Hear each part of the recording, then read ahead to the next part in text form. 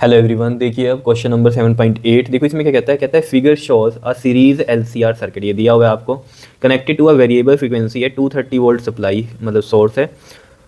L कितना है हमारे पास, 5 हेनरी, 5.0 है। तो यहाँ सॉल्यूशन में चलते हैं, जगह कम है, थोड़ा थोड़ा करेंगे। देखो एल कितना है हमारे पास, 5.0 यानी कि 5 हेनरी है। बिकॉज 5.0 में आप पॉइंट हटाओगे तो 10 लगेगा, तो 5 ही आएगा, ठीक है। और कैपेसिटर की जो वैल्यू दी हुई है इसकी, ये कितनी दी हुई है, 80 माइक्रो फेरेड यानी कि 10 की पावर -6 हो गया फेरेड। और जो रेजिस्टेंस की वैल्यू गिवन है वो है 40 ओम। और ये 230 वोल्ट गिवन है, ये यहाँ पर VRMS हमें पता है होती है, जो कि है 230 वोल्ट। कई लोग इसको ERMS भी लिख लेते हैं, तो कोई दिक्कत नहीं है, ठीक है। ERMS लिख लो, VRMS लिख लो, ठीक है। VRMS लिखते हो तो जो P का फॉर्मूला लिखते हो आप, वहाँ हम VRMS IRMS into cos phi करते हैं। अगर ERMS लिखोगे तो फिर हर फॉर्मूले में ERMS into IRMS cos phi करना, अगर पावर का फॉर्मूला है तो वो है बस कहानी, और तो कुछ नहीं है, ठीक है। तो ये चीज़ आ गई 230 वोल्ट की, और एल हो गया, सी हो गया, और आर हो गया। अब ए पार्ट में आपको क्या कहता है, determine the source frequency which drive the circuit in resonance. क्या कह रहा है आपको, ये बताओ। Determine the source frequency. अब देखो जरा एक चीज़ को समझो, सोर्स फ्रीक्वेंसी कह रहा है, रेजोनेंस की कंडीशन बोल रहा है। रेजोनेंस की कंडीशन में अगर आपको याद हो तो जो फ्रीक्वेंसी का फॉर्मूला था वो होता था ये 1/2π√में LC, ये फॉर्मूला होता था, ठीक है। अब अगर आप यहाँ पर देखोगे ना, जो पीछे आंसर दिया हुआ है ना, रेडियन पर सेकंड में, यानी कि वहाँ ओमेगा दिया हुआ है, एंगुलर फ्रीक्वेंसी दी हुई है। तो देखो या तो यहाँ पर गलती हुई है एनसीईआरटी में कि यहाँ एंगुलर फ्रीक्वेंसी देनी चाहिए थी, उसके हिसाब से फिर पीछे वाला आंसर सही होता, क्योंकि वहाँ 50 रेडियन पर सेकंड है, वो ओमेगा की वैल्यू है। ओमेगा मैं अभी निकाल के दिखाऊंगा। और अगर यहाँ सोर्स फ्रीक्वेंसी ही निकालनी है, एफ निकालना है, तो फिर क्या कहानी बनने वाली है बताओ। रेजोनेंस की कंडीशन में यानी कि रेजोनेंट फ्रीक्वेंसी ही आपको बतानी है, तो फिर यानी कि भैया पीछे आंसर गलत है, क्योंकि 50 रेडियन पर सेकंड तो नहीं आने वाली फ्रीक्वेंसी की वैल्यू, तो कुछ और आएगी। अभी देख लो, समझ लो। देखो मैं पहले ओमेगा निकालता हूँ, 2 पाई को इधर ले जाओ। ये तो पता है ना, ये एट रेजोनेंस आपके ये जो गिवन होती है, एफ इज 1/2π√LC होती है वैल्यू। तो 2 पाई इधर चला गया, ये एफ 1/√LC हो गया। 2 पाई एफ मतलब क्या है भैया, ओमेगा है, ठीक है ना। ओमेगा की वैल्यू मैं निकाल के दिखाता हूँ, देखो आपको। एल कितना है हमारे पास, चलो पहले मैं सी लिख दूँ, ये चलो एल कितना है 5 है, और सी कितना है 80 इंटू में है हमारे पास 10 की पावर -6। क्लियर, कोई दिक्कत इसमें। ये 5 है हमारे पास, हेनरी 5। और जो मतलब इंडक्टेंस जो हमें दी हुई है, ठीक है, इंडक्टर की कैपेसिटेंस हमें दी हुई है 80 माइक्रो फेरेड, तो 80 इंटू में 10 की पावर -6 हो गया, ठीक है।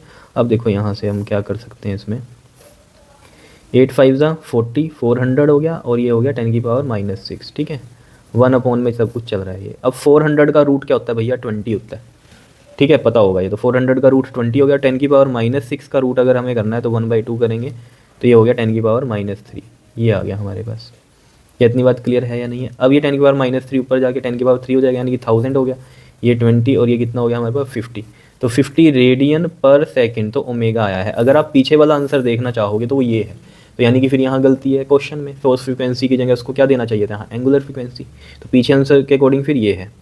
लेकिन अगर आप फ्रीक्वेंसी निकाल लोगे तो देखो वो यहीं से निकल सकती है वैल्यू। देखो कैसे, देखो ओमेगा आया है हमारे पास कितना 50, और ओमेगा कितना होता है 2 पाई एफ, और ये 50 हो गया। तो एफ निकाल सकते हो आप 50/2 पाई, 2 इंटू में 3.14, और पॉइंट हटेगा तो 100 लगेगा, वो ऊपर चला गया, ऐसे समझ लो। ये इससे कट गया 50, तो कितना आया ये 25 100/314। इसको डिवाइड कर लो, ठीक है। मैं देखो यहाँ पर ना अलग से पेज लेता हूँ ताकि आपको ना इजी रहे ये करना, सोल्व करना। तो देखो मैं इसमें करता हूँ, देखो यहाँ डिवाइड कर लेते हैं हम। 2500 को 314 से करना है, इसको और कर लें हम 2 पे करेंगे तो 2 1 ज़ा 2, 2 ज़ा 2, 5 ज़ा 2, 1 ज़ा 2, 5 ज़ा 2, 7 ज़ा, ये बन रहा है हमारे पास, ठीक है। तो 1250 को 157 से करना है हमें, तो ये 9 पे चला जाएगा। देखो 7 9 ज़ा 63, 5 9 ज़ा कितना होता है आपके पास 45, और 6 51, 9 और ये 5 कितना हो गया 14 हो गया। 9 पे भी ज़्यादा ही हो रहा है ये तो, 157 को हमने 9 से किया अगर तो ज़्यादा हो रहा है ना। 8 से करें इसको, 7 से करते हैं। 157 को 7 से करो, 7 7 ज़ा 49, 7 5 ज़ा 35, और 4 39, और ये 10, ये आ रहा है हमारे पास। और 8 से करेंगे अगर हम इसको, ये ज़्यादा हो गया है ना, तो 7 पे जाएगा। 7 से करते हैं इसको, 1099, 1 आया यहाँ 4, और ये कितना हो गया हमारे पास 14, 14 में से 9 गया 5, और ये रहा 1, और ये 0 लगा तो यहाँ पॉइंट आ गया, ठीक है। अब ये 9 पे चला जाएगा यहाँ से, तो 1413 आया, 10 में से 3 गया 7, ठीक है ना, 10 में से 3 गया 7, यहाँ भी बचा 0, तो 10 में से 1 गया 9, और ये 9 7 आ गया हमारे पास, है ना।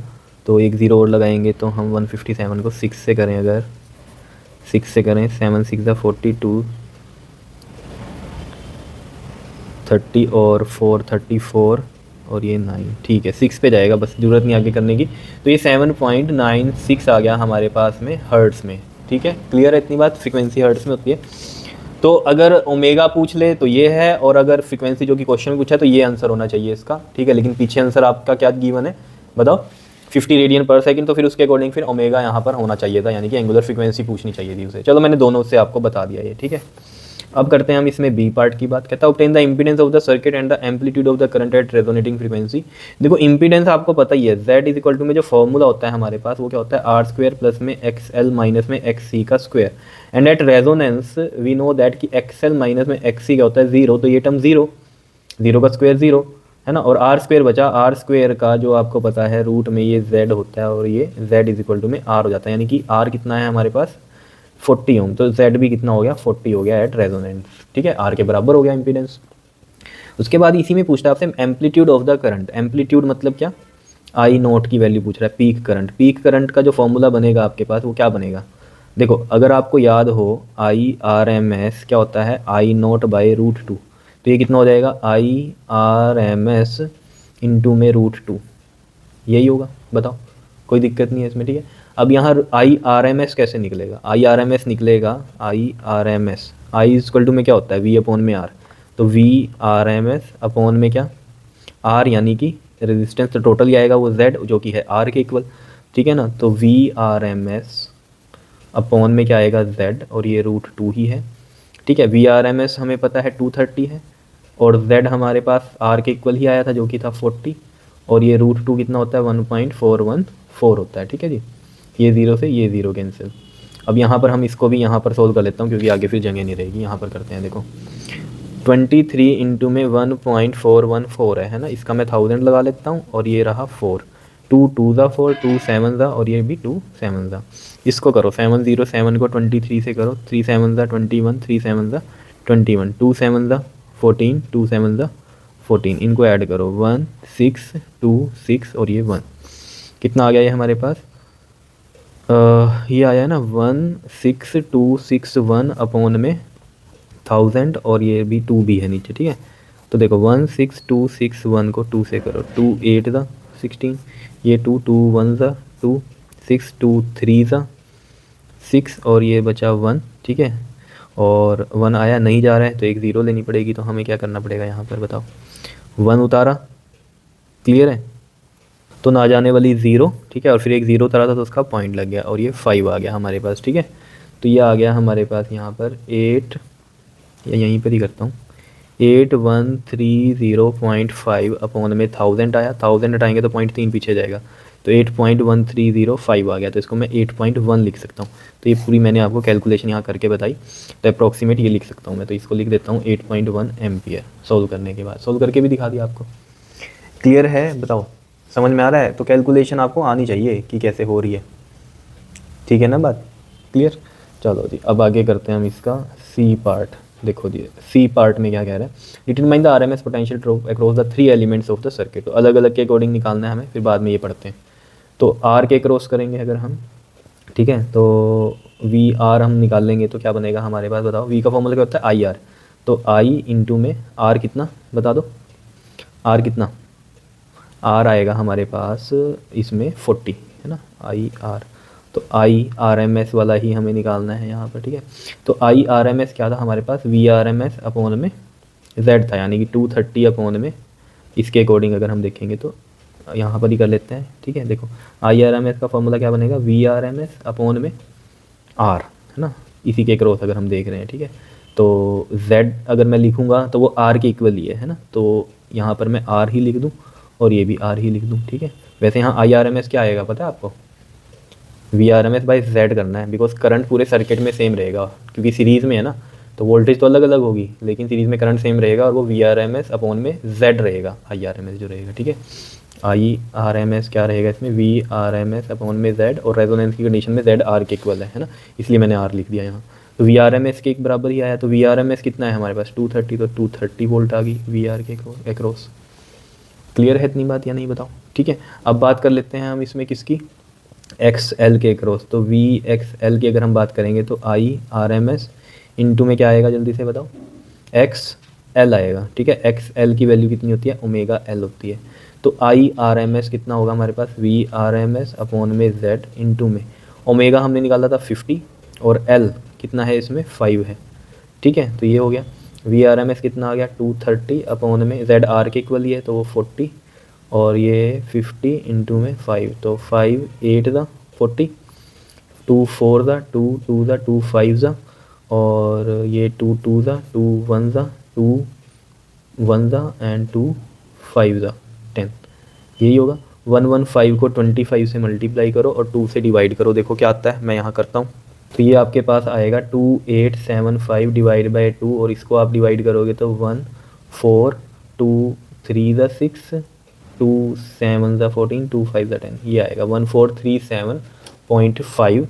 ठीक है जी, वोल्ट ये आएगा। ठीक है, ऐसे ही मैं वी एक्स सी निकाल दूँ, ये बनेगा हमारे पास I R M S into में एक्स सी, जिसकी वैल्यू कितनी होती है I R M S 1 upon में ओमेगा सी।